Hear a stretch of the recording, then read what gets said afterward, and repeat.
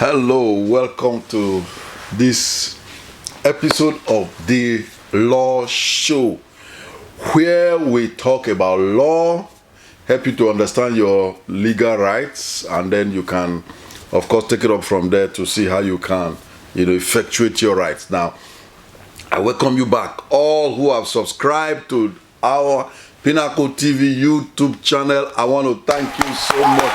This clap is for you.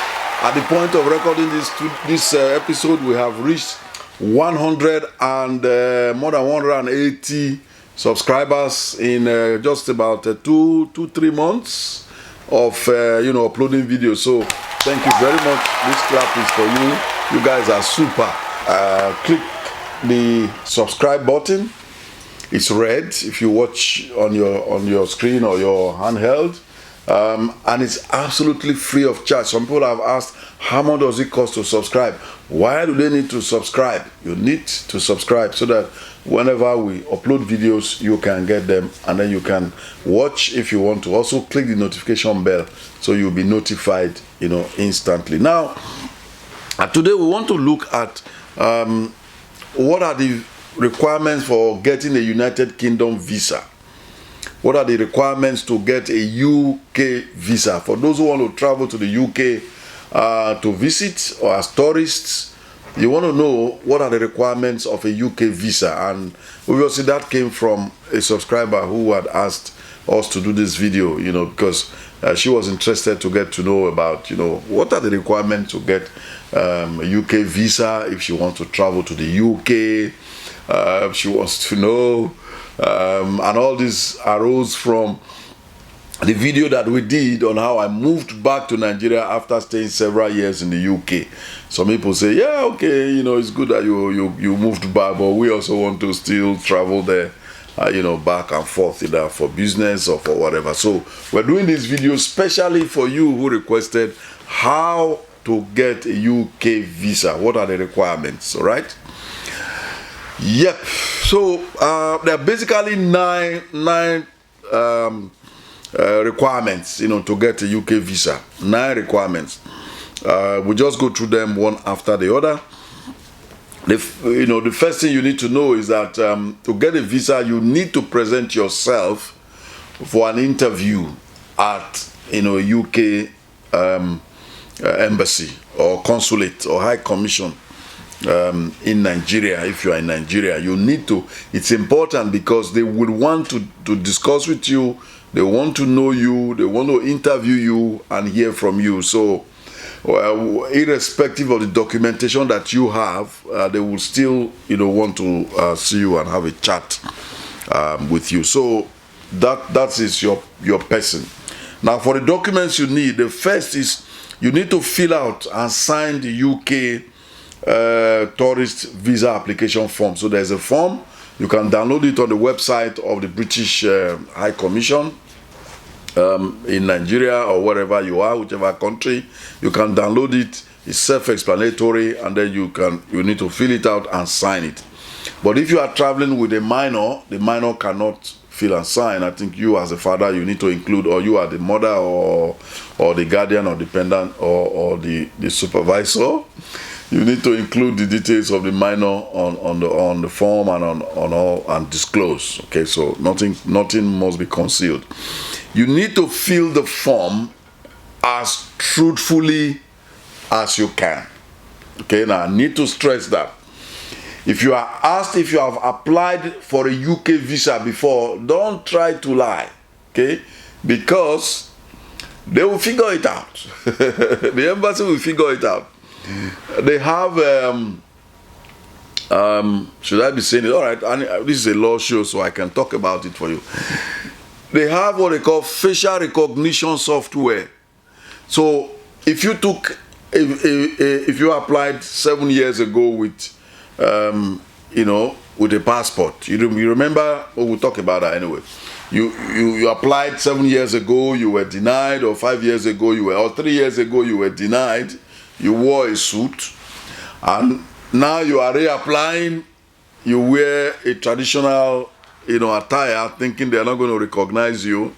It doesn't work like that.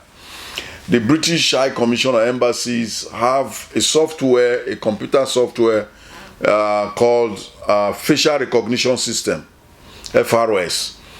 The software is able to match all the passport photographs on their database from all over their embassies in all over UK, everywhere, and other, DMV, Department of Motor Vehicles, passport application in the UK, millions upon millions, if not billions of photographs, including those of people who are on the terrorist list and all that. So they are able to match in practically in minutes the features on your face against this database, and they will pick out if you have applied before or if you have so you actually need to be honest. I know it can be uncomfortable if you have been to the UK previously and you were deported, and now they ask you, have you been to the UK previously? You say, oh no, I've never been there. They will figure it out. So you actually need to be honest about this. You need to be truthful when filling that form. I can't stress it enough. If you have any difficulties with filling the form, you need to get across to a lawyer or an immigration consultant and say, you know what, help me to do this. I need to do it, because you need to do it right. If you are caught lying on the form, they will not only refuse you your visa, but you'll be banned from reapplying for minimum of 10 years to travel to the UK. A minimum of 10 years. Okay, so if you had applied before, you had used some date of birth which was not real or whatever, this is the time to own up and say, I've done this before. Explain the circumstances. Probably you can add some sheet of paper to explain what had happened. Chances are that your past will catch up with you, but a bigger chance is there that the UK people, they are more willing to accommodate you if you are honest. If you are honest, you leave it to their discretion.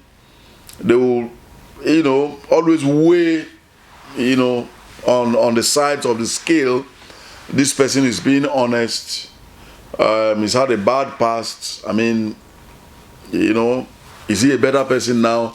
So I think that is better than you just lie outright. And when they compare the information you are giving now to what you gave before, they discover you are lied, and then boom, you get thrown out to the dogs, if I might put it like that. So but as I said, if you have any difficulties, you need to consult a lawyer. That's how the doctors say it. They say if symptoms persist, consult a doctor. Okay, so that kind of thing. So that's the number one thing. You need to fill out and sign the UK tourist visa application form. Number two, you need to get your original Nigerian signed passport with at least 6 months of remaining validity. So you need your Nigerian passport if you are a Nigerian and you are applying to travel there. If you are a Ghanaian, you need a Ghanaian passport. If you are a Sierra Leonean, you need a Sierra Leonean passport, etc., etc. So, but the important point is that you must sign this your passport, and it must have a validity period of not less than 6 months, because the UK will give you tourist visa of 6 months.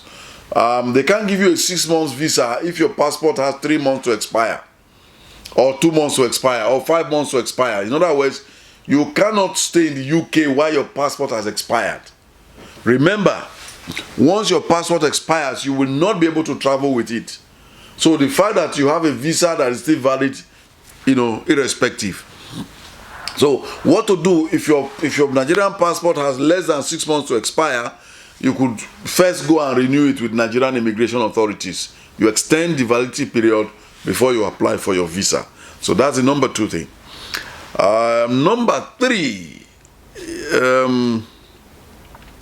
is you need to include at least 2 passport photographs with a white background. like this, okay?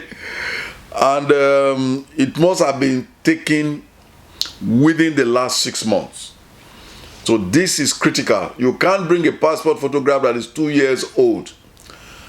And again, don't try to balk the system, because they will figure it out. They have computer systems that will figure it out, okay? So computer systems will approximate your age, approximate, the features on your face, and will be able to say this passport is more than 6 months old. So when you go to the UK embassy for a visa, remember you are dealing with a technological world. It is not your village, okay? Your babalawo's words to you will not work. All that will not work. You just need to realize that, okay? So, all right, I don't want to be offensive to anybody. So that's that. So you need to take your passport photograph, 2 passport photographs, white background, taken not, more than 6 months previously. All right. It's your itinerary. When are you leaving? When do you intend to leave? Where do you intend to land? Where do you intend to stay? And when do you intend to return? Don't forget, you are traveling as a tourist. In other words, you want to go and see the UK and return to Nigeria. So don't just tell them, well, I will just go there and I will come, I will return whenever I'm tired. No. It is expected that you have a settled life in Nigeria. You have something you are doing in Nigeria. You just want to visit the UK and come back. So you have a date you are leaving, and you must have a date you are returning. Okay? And there must be an itinerary, maybe a printout from an airline showing when you intend to leave and when you intend to return. So that's number 4, I think. Number 4, yep, number 4. Then number 5 is for you to demonstrate, document to demonstrate your resources. Because going to the UK is not cheap. At this point, we are making this video. I think the exchange rate between the Naira and the... what's the exchange rate now? 80,000 I sent a few days ago came up to about 168 pounds, which is about 340 something Naira or thereabout. Okay, that's not the official exchange rate anyway, but it's about 340 something Naira to a pound. Is it 340 something Naira or 3,000 something, whatever? Anyway, so but the point being, if you have 80,000 Naira and you get to the UK, it's just 160 something pounds. Okay, 160 something pounds. It's not going to last you probably 2 days in the UK, 2 or 3 days in the UK. Okay, if you are staying with relatives or friends, you are eating out, all right. So, just gives you an idea. They want to know, how will you sustain yourself in the UK without recourse to public funds? What is called public funds is government money. You are not entitled to use the money and the facilities that government provides in the UK, like a house. You can't get there and say, oh, I don't have a place to stay. Can you please give me a place to stay for the period when I'm on what do you call it? I'm on tourist. I'm touring your country and I don't have a place to stay. Give me a house to stay. No. If you fall sick, you have to be able to take care of yourself, because they will not take care of you at their expense. You are just a visitor. You are a visitor.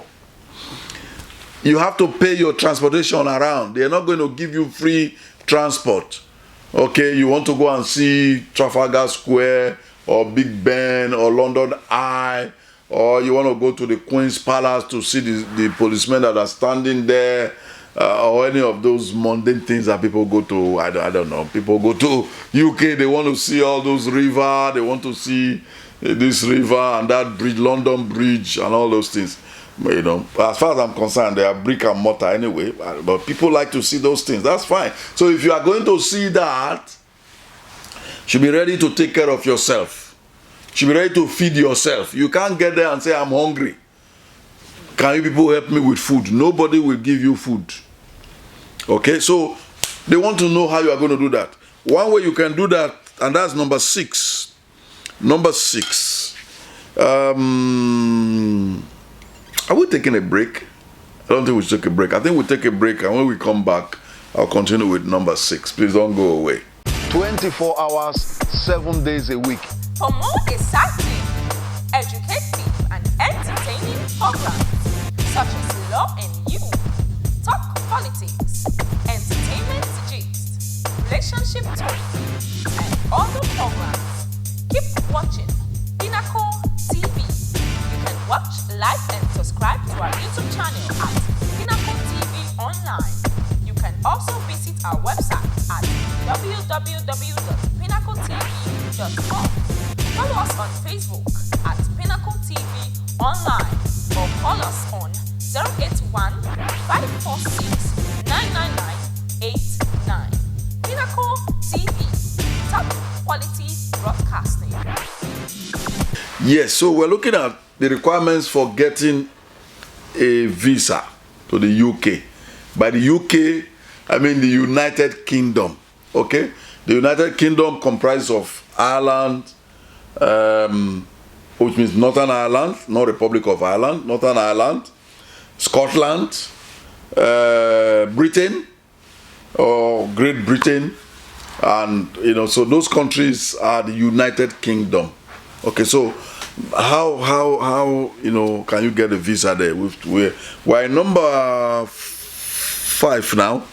Your property papers, property documents. So to show your settled life in Nigeria, you need to demonstrate. Do you have a property? Do you rent a place? Where do you live in Nigeria? Do you own your own house? Do you have title documents, certificate of occupancy? Do you have a deed of conveyance in your name, or you have a tenancy agreement showing that your tenancy, you still have a a valid tenancy? Not that your tenancy is expiring in 2 months and then you bring it and say, I want to go to the UK for 6 months. Nobody will believe you. Nobody will give you a visa. So, they want to believe that after you have toured the UK, you are going to come back. You have somewhere you are going to stay. Okay? So, you need property papers if you have. You need copies of your bank statements for the last 3 months to show the inflow and the outflow. And trust me, sir, they are going to scrutinize it. It will be scrutinized very carefully to see, how money is coming in. If you have an employment, how they pay you. If you are working somewhere, obviously they'll be paying you a regular salary or regular income, and then they want to see your outgoings. It's called outgoings in the UK. Your bills that you pay out, etc., etc. Okay, so all of that they want to see. The idea is to give them, a picture of your financial circumstances to determine whether when you get to the UK you will be able to stay there. Okay. Then that is number 6 now. Number 7, your employment letter. Of course, if you are working, in an organization, they need to give you an employment letter. If you are a student, a letter from your school. On the business letterhead of the organization with contact details. So you're not just going to say Pinnacle TV and write a letter and there's no phone number, no email address, no Facebook, Instagram page or Twitter account. All of that should be there so that if they want to contact somebody, there will be somebody that can be contacted for clarification. Okay, now the letter must state that a leave of absence has been granted and that you will be returning to your current job or to your school. Now, if you are self-employed, a businessman, you should include a copy of your business license. If you are a lawyer, your certificate of call to bar, blah, blah, blah, etc. If you are a doctor, that too. If you are a business trader, maybe you own a shop, include something to show, what you are doing is legal. Okay, and then your tax return. They want to see, you know, that you are paying tax. If you do not pay tax, you cannot go to the UK. All right. Okay, but if you are retired, they want to see something about, you know, your retirement fund. They want to see, you know, what are your, you know, I mean, you're not going to use all your money to go to the UK and blow it in 6 months and come back penniless. They will think that doesn't really make sense. So they want to see, you know, how much money have you saved, how much money is in your retirement fund, so that when you come back, you still have some money, you know, to fall back on here. I hope all this is not complex. I hope it's simple enough. Then, and this is final. This should be number. Did I say I'm going to give this 1, 2, 3, 4, 5, 6, 7, 8. Okay, 8. Copy of your hotel reservation. They want to see it. Which hotel have you made a reservation where you are going to stay in the UK? Or if you are visiting friends or relations, they should give you a personal invitation letter. And in the letter, they will state, you know, that they are going to accommodate you. They will state exactly what they are going to do. Either provide you only with accommodation, in which case the embassy will be interested to know how you feed yourself and transport yourself around. Or the invitation letter could say, we'll accommodate you. We'll also give him, you know, of course, we'll also assist him to move around. He will go with me to so play. I'll drive him there, you know, and he can eat from our house. So that will reduce the financial burden of what you have to prove from your own personal resources. If somebody there is saying, look, I'm taking care of, you know, everything for him. Okay, so your host must provide a letter of invitation with contact information of the host, and visitor must be there. Contact information very necessary, because they may call your host to ask some questions. Then the purpose and duration of the visit will be stated in the letter.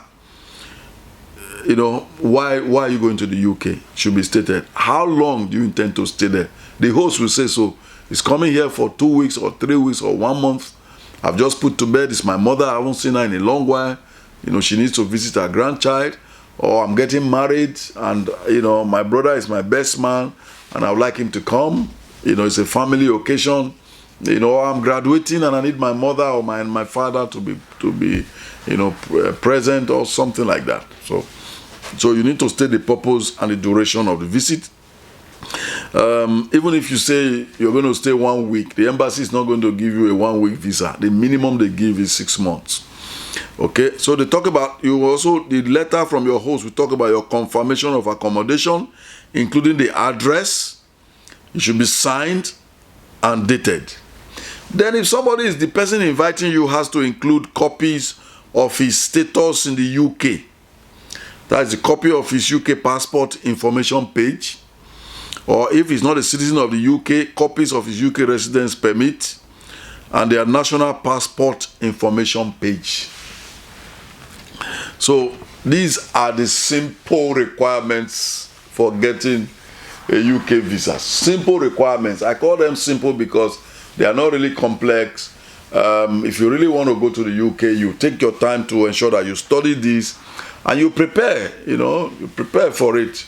The UK likes people that are prepared, you know, because in the UK, someone cannot just wake up and say, I'm going to Germany on holidays. You know, when he's in school session is on, he wants to go on holidays, they won't believe you. You know, they don't expect people who are working to just leave their job and go on holidays to Australia. They expect it to be planned. You know, there's going to be Christmas. They buy their tickets. They arrange their accommodation. You know, they arrange health insurance. You know, they pack some clothes, like those who are actually going for a holiday. Depending on the nature of the weather, they pack the clothes. So all of this planning goes to it's in the British mind, it's in the British psyche. You know, they're not going to travel and then they didn't make arrangement for payment of their mortgage or payment of utility bills in their absence. You know, so if you come applying for a UK, you know, visa, and everything is disjointed, everything is, like they will say in Nigeria, everything is jaga jaga. You know, there's no order, there's no planning, there is no. They ask this question, you don't have an answer. They ask that, you say, I'm thinking about it. You know, I mean, they're gonna just say, you know, this person is not serious. So before you go, you know, make sure you plan it very well. And if you have, as I said, any questions, you know, get across to a lawyer, preferably an immigration lawyer, and say, you know, I want to go to the UK in the next 1 year, in the next 2 years, or in the next 6 months. What do I have to do now to start, you know, preparation so that I can get a visa? Let me end on this note. It is very necessary, very important, always advisable to travel to the UK with a proper visa. You don't want to do all those things they do to get there, because life can be very, very hard in the UK. Well, having said that, that will be the end of this. I hope you have enjoyed it. If you have, please give us a thumbs up. If you have questions, drop your question in the comment section, or you know, our contact details are there. You can ask somebody. I'm sure somebody from Pinnacle TV will be able to speak to you about any questions that you might have. And that's it. Subscribe, and click the notification bell. And thank you for those who have subscribed. God bless you. 24 hours, 7 days a week. For more exciting, educative, and entertaining programs such as Law and You, Talk Politics, Entertainment Gist, Relationship Talk, and other programs, keep watching Pinnacle TV. You can watch, like, and subscribe to our YouTube channel at Pinnacle TV Online. You can also visit our website at www.pinnacletv.com. Follow us on Facebook at Pinnacle TV Online.